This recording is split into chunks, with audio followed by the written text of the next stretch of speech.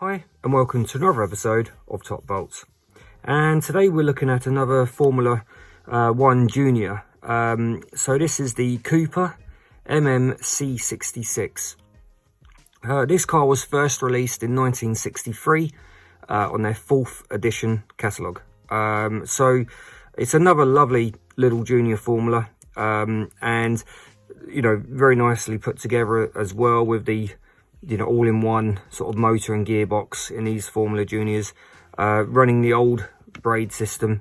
So you've got like the soldered braid straight onto the wire, and running through the connection point on the side, which is clipped in and then pushed over. These are running another style of wheel I quite like, with the spokes. You can see the little nuts and rivets in there, which is a nice little feature really on these cars. They were known to be quite basic in their mold, but then for the time that they were released, I would say that's probably acceptable. You could say in 1963, they were kind of starting to pick up and lead the way really with these slot cars. But once again, these are still, even now, a great little car to use and to run around the track, especially with the steering. That gives it that sort of more realistic look. But overall, very nice car really. So today we'll look at this and get into it to see if there's any work that needs to be done. These braids, that's about as good as they really get. I mean, you can tidy these up and replace them, but they're perfectly functional. They do take a little bit of playing with each time you use them, but overall these are perfectly functional. You do tend to have quite a bit of play in the steering on these, and they tend to be quite fragile, so it doesn't take a lot to snap one of these wheels off. But we'll get into this and have a little look inside. So with this, on some of them you can start from the middle or the back. Either side you start, just always give it as much support as you can around so you don't snap things off. So we'll try and take this off from the middle. If that doesn't work, we'll go to the back. So I'm just going to give that a little bit of a sideways push. Okay, that come off okay. So I'm always supporting the body shell, because as these get older they do get a little bit brittle, this plastic. And then the same on the back, just give it a bit of support and twist to the side. Okay, that all appears to be in good condition. The rear cog is working well. Looks to be a tiny little crack across the bottom there, but it doesn't seem to be affecting the adhesion of this. If I can turn that, no, that's well and truly on there. And the teeth are all in good condition, so it's not worth trying to remove this if it's absolutely functional. And actually that runs very free. As you can see, it just a bit of a wobbly wheel there, which is the tyre. Doesn't appear to be the right tyre on there. But overall, all looks to be in good condition. The steering's a bit loose on this, but the body shell does hold. When you clip the body shell down, it does hold. I've got my tool so I can show you. It holds that front section of the steering. So if these ever get loose, I wouldn't panic straight away, because the body shell will hold that down. And then that's it, absolutely functional again. We probably need to give that point of contact on the motor there, where the brushes come down, a bit of a clean. It looks a little bit dirty in there. But if we hinge this over, so these little junior Formula engine motors, they're on a hinge here, which is really useful, especially for inspecting either side, just to make sure that both brushes are making good contact. Another good point to bear in mind with these little motors, like the RX motor, is one of the springs on the side of the motor has a sheath on there, which stops the arcing of the power. So one brush is connected through the body shell or the frame of the motor, where the other brush that runs to the braid is on this sheathed wire. So as the power runs through, each brush is separate. And sometimes this connection point there can drift and then like that touch the side of the motor, then that motor will not run and it will continuously arc, or it will run and then stop running.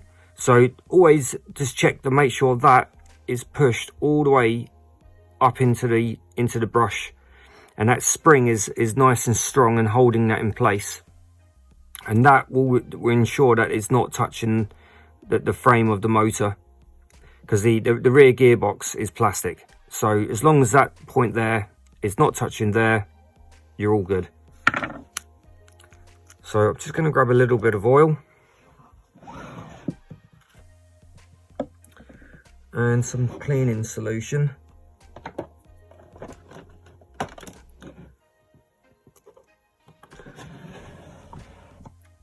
And all you need is a cotton wool bud. I tend to use alcohol as it doesn't leave a residue on the points of contact. So just lift that motor around. You don't need a lot of alcohol in there at all, really, just literally at the tip. And we'll just place that in now. Just pushing that brush to one side slightly. And then we just turn.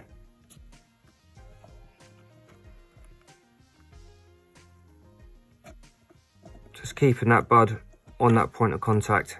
Just give it a light turn. And I'm not using hardly any force at all. And that's removed a good amount off that. So that should hopefully aid the running of this motor. The brushes themselves, they don't actually look that dirty, so I won't remove those in this one. But overall, the point of contact is now much cleaner.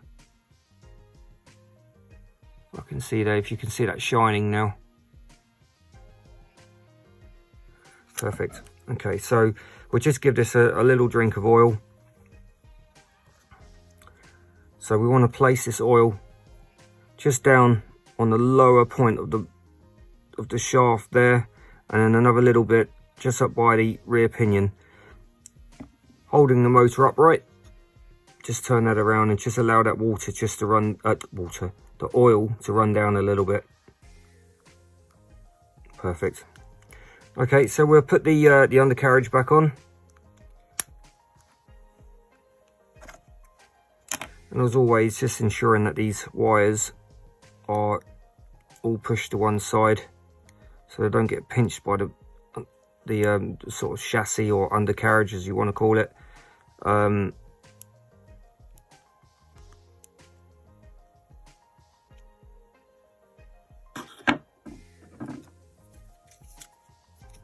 Place that back on the front.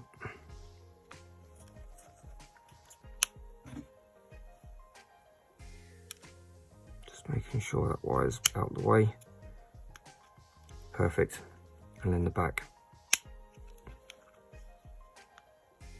Okay, so that's back together. That all appears to be running quite nice. Let's just place that down there a little bit. Okay, like that. That's great. Okay, so we'll run this this little car up. Just make sure this motor's operating as it should, and just to make sure there isn't anything else that we need to tinker with in there to keep it running nice. Okay, so we're going to run this little junior formula up. We'll start the volts low, just increase them a little bit, just to make sure this motor's operating as it should. And then just run it at full power for a little while, and then slowly bring back. So we'll just switch this on. And I'll just increase the volts low. Okay, so that just needs a little hand to get going initially.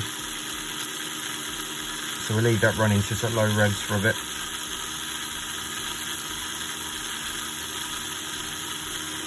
So I'll increase the volts.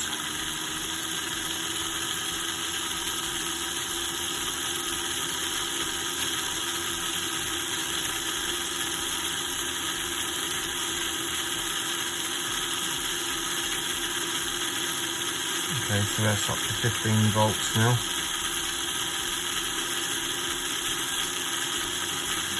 amps are low, so it's not straining. I'll bring that back. Perfect. Okay, great. Thank you for watching my video. I hope you've enjoyed it and found the content of some use. As always, if you have any helpful tips on this car or information you'd like to share, please leave it down in the comments section. I'll try my best to come back to you. But thank you very much, and I'll see you at the next one.